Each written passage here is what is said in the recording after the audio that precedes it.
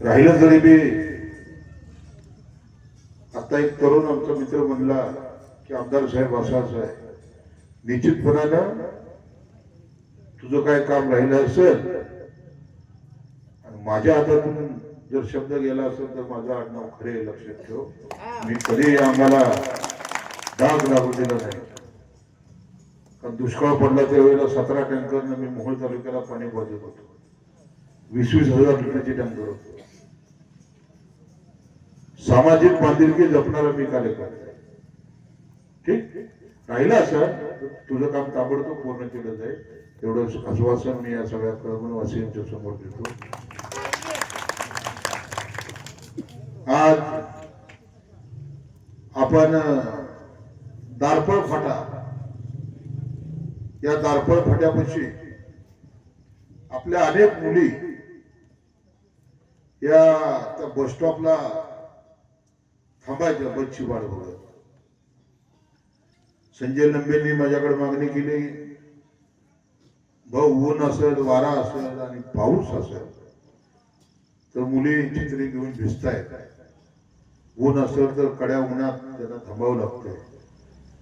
म्हणून ताबडतोब आमदार फंडातून आपण त्या शिकणाऱ्या मुलींसाठी जोपर्यंत एसटी किंवा जोपर्यंत बस येत नाही तोपर्यंत ती चांगली सुरक्षित आपल्या त्या बस स्टॉपला थांबली पाहिजे. त्याच्यासाठी आपण दारपळ फाट्याला 5 लाख रुपये आमदार फंडातून एक चांगला सुंदर असा बस स्टॉप बांधला. त्याचंही उद्घाटन आता माझ्या हस्ते झालं. सुधाकर मुटकुळे घर ते ज्ञानोबा मुटकुळे घर या घराच्या दरम्यान आपण 10 लाख रुपये खर्च करून माझ्या आमदार फंडातून आपण कॉन्क्रीटचा एक सुंदर रस्ता बनवला. त्याचंही उद्घाटन आता माझ्या हस्ते करण्यात आलं. उमेश दादा बी आपले माझ्या बरोबर होते. शिवराम नाना ते करी घर ते ढिमराव डोके घर या दरम्यान खंडोबा मंदिर आहे. त्या खंडोबा मंदिरामध्ये कार्यक्रम झाला होता. त्यावेळेला कळमनवासियांनी माझ्याकडे मागणी केली होती की भाऊ हे खंडोबाच्या मंदिराचा जो रथ आहे तो रथ गेली 700 वर्ष झालं. एक जुनी परंपरा आहे म्हणले आमच्या खंडोबाची त्या रथाची.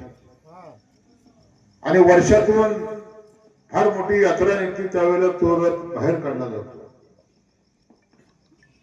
परंतु आमच्या रथ ठेवण्यासाठी त्या मंदिराला चिटकूनच एक मोठं हॉल आपण बांधून द्यावा. मी संजय लंबेंना सांगितलं, संजय ठेकेदार घे आणि ठेकेदाराकडनं ते काम चालू कर. ते काम ज्या वेळेला पूर्ण होईल त्यावेळेला मी त्या काम पूर्ण करा आणि त्या पूर्ण झालेल्या कामामध्ये आपला रथ ठेवा. आणि त्या रथाची पूजा करण्यासाठी मी निश्चितपणानं कळवणला येईल. बांधवानो त्यावेळेला मी कळवणला आलो. खंडोबा हे आमचं कुलदैवत. जेजुरीच्या खंडेराया जागराला यावं म्हणला आणि वाटतं निळकोट विळकोट घ्या. जसं तुमचं कुलदैवत तसं माझंही कुलदैवत.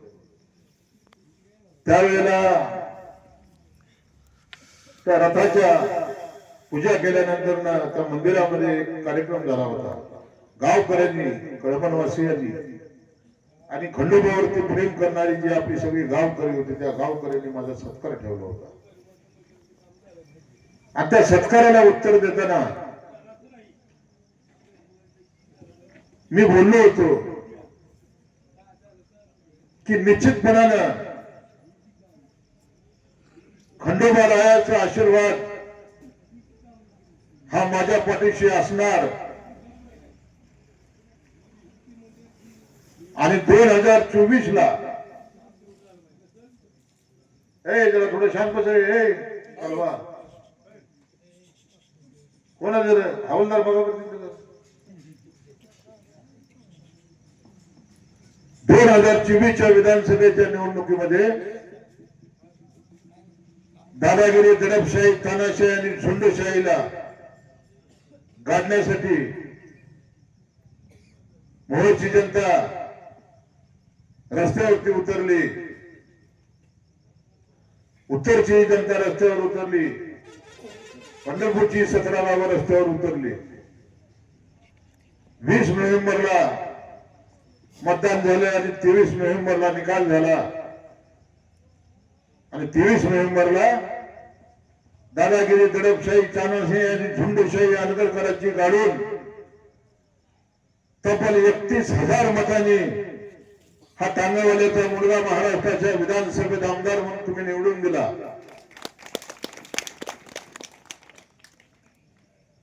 त्याच्यामध्ये कळमणचा सिंहाचा वाटा होता. या जन्मामध्येच नाही तर 7 जन्मात सुद्धा मी कळमण करायचे उपकार कधी विसरू शकणार नाही. 40 वर्षाची अनगरकर पाटलाच्या घरामध्ये असणारी सत्ता उचलून लावण्याचं काम, महान काम आपण केलं.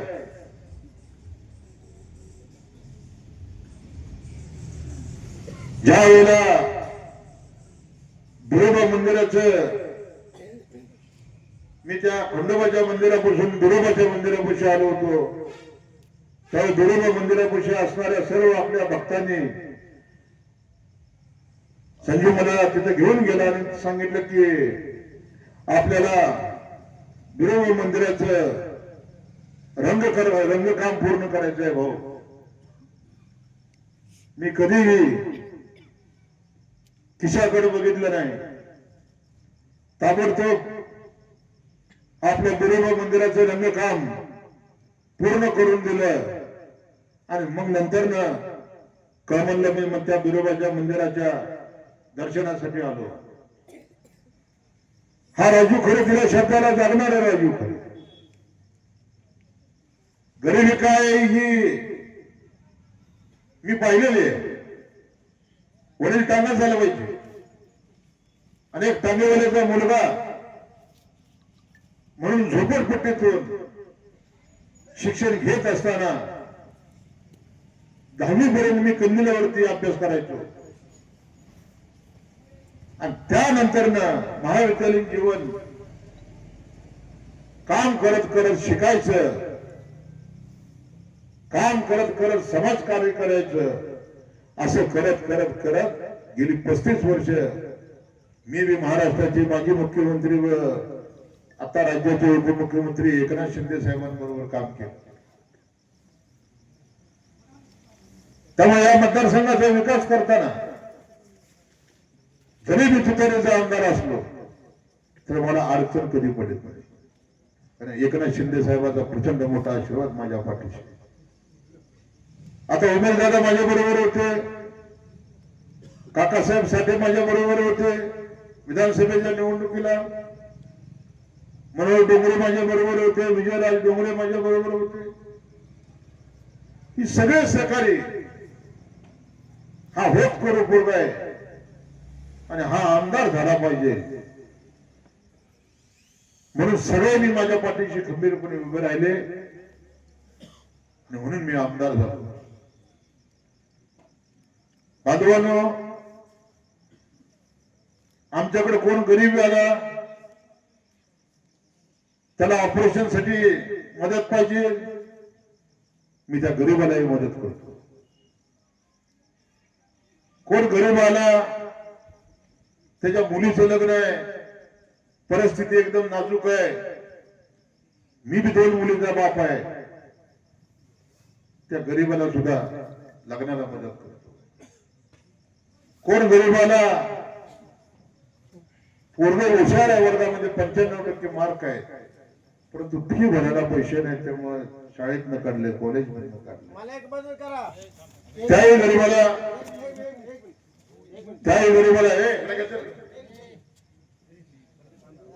त्याही गरीबाला मदत करण्याची भूमिका ही तुमच्या आमदाराने ठेवली. बांधवांनो, आयुष्यामध्ये काय न्यायचं नाही,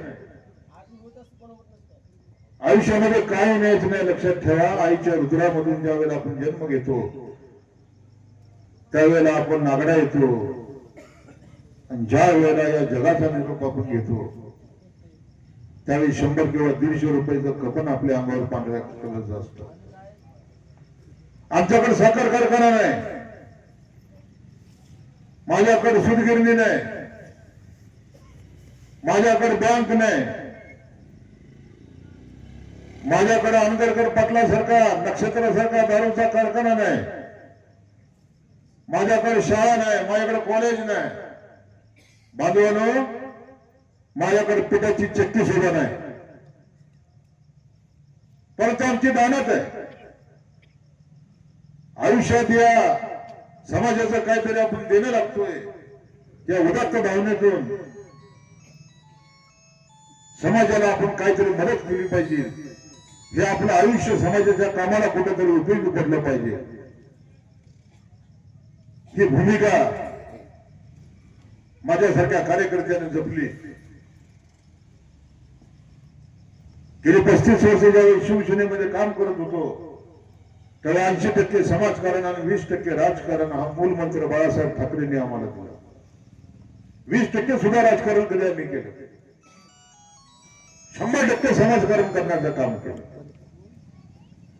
पंढरपूरला राहणारा राजू खरे, कळमणमध्ये संजय लंबे असतील, वडाळ्यामध्ये काका असतील, आकाश आहे, इथे उमा मॅडम आहेत, असे कित्येक कार्यकर्ते पदाधिकारी हे जुडले गेले. कामाचा माणूस आहे, लोकांसाठी काम करणारा माणूस आहे, आणि हा माणूस आमदार झाला पाहिजे. बांधवांनो, आज 1 वर्ष झालं आमदार झालो. आपण 70 ते 80 लाख रुपयाचा निधी हा कळमण गावासाठी दिला.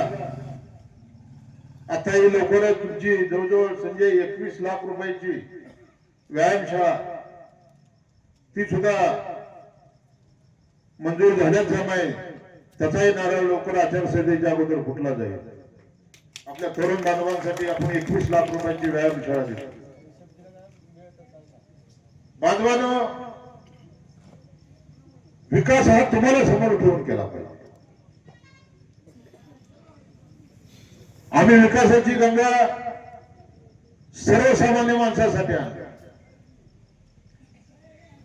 मोहोळ तालुक्यामध्ये तुम्ही पाहिलं, विधानसभेचा निकाल झाला.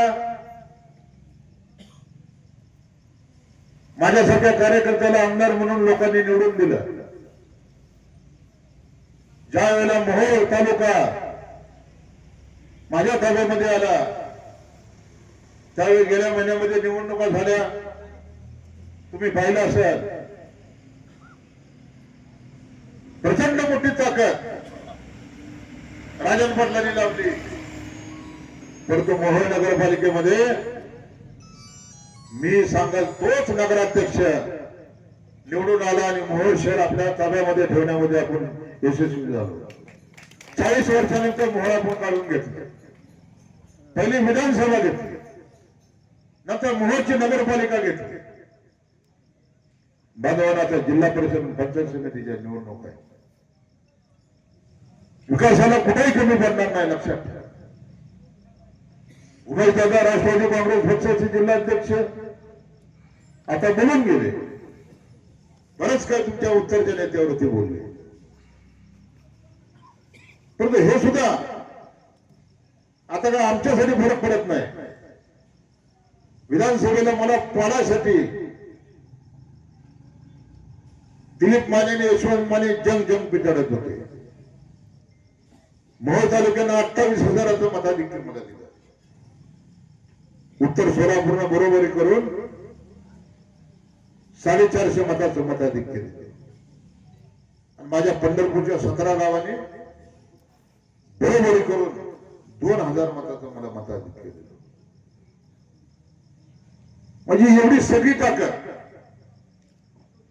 उत्तरमध्ये माझ्या विरोधात असताना सुद्धा काकासाहेब साठे असतील, संजय लंबे असतील, काकांचे सर्व कार्यकर्ते उत्तर सोलापूर मधल्या या 24 गावातले,